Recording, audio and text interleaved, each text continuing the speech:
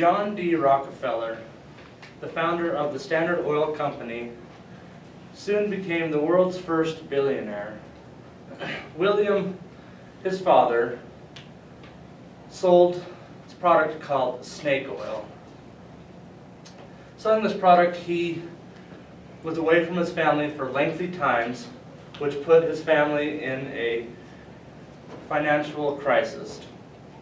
From this, his son, John, would keep close tabs on expenses, and from a well-oiled, well-lit lamp would write down his expenses every night in a journal. John inherited his traits from his father and would soon find his own snake oil. He would jump on the bandwagon of crude oil and became the main brass player. From this, these guys thought that this everlasting crude oil would just ooze from the ground, and from now we learn it's a precious resource. From this, we find that this is why we need to explore more alternative sources of energy. Now, electricity is a very vital source. We use it every day, just for everything.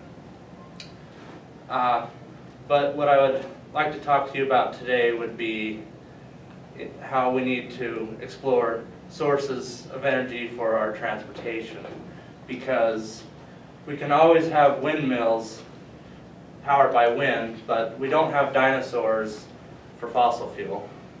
So the two main I'd like to talk about, well, first of all, in the past decade, hybrid cars and all-electric cars have came on and have revolutionized in the past 10 years. But a hybrid car can come with a very spendy price tag, and an all-electric car only has the range of up to 50 miles before it needs to be plugged in and charged. So how can we run our everyday vehicles off a source of energy? Well, that's where I'd like to talk about ethanol and biodiesel. First off, let's talk about ethanol. Ethanol is basically a high-proof alcohol. It's made from corn, switchgrass, and sugarcane. The process of that is it's harvested, and then it's taken to a plant, fermented, then refined into a usable, combustible gas that we can run in our cars. But the only problem with that is there's some modifications that need to be brought onto a vehicle before it's ran. Some of the pros of it is first of all, it's got a good greenhouse effect. It doesn't put off as harmful CO2s as a fossil fuel. Second of all, it's biodegradable. Compared to a petroleum oil spill in the ocean, if it's an ethanol spill, over 5 days, 74% of it would already be degraded. But there's definitely quite a few cons to it too. First of all, you can't run it in just your everyday car. It's got to be a flex fuel approved car. So people that's got 20-year-old ones, they can't run pure ethanol. Second of all, it's got a shorter storage life where it's got a higher water content in it. It can't be stored as long as fossil fuels. Which also comes to the issue where it's got water. You have corrosion problems with gas tanks, fuel lines, and injectors and stuff like that. It will corrode your inside of those components, which will make your car fail. So the second one I'd like to talk to you about is biodiesel.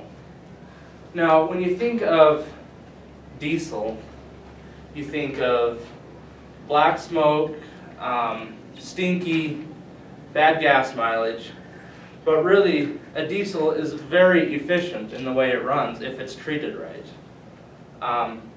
A member of my family actually took a 80s diesel pickup and took it to Salt Lake from eastern Idaho and drove it nice and got 25 miles a gallon.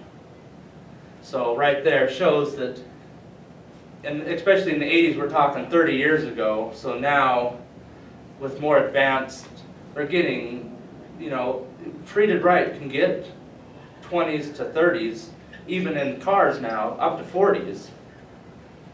So since the automobile makers are making efficient vehicles now it's our turn to find an abundant fuel that we can run in them.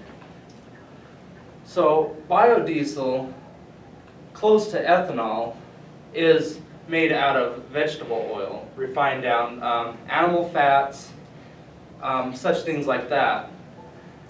And one of the pros to it is it can be ran in a diesel without any modifications to the engine.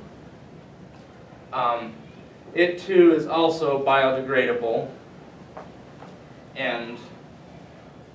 but cons to it though is you do get lesser miles per gallon with it, and it also is unreliable, where it will clog filters, fuel lines, injectors, and such things like that, which can also fail the vehicle and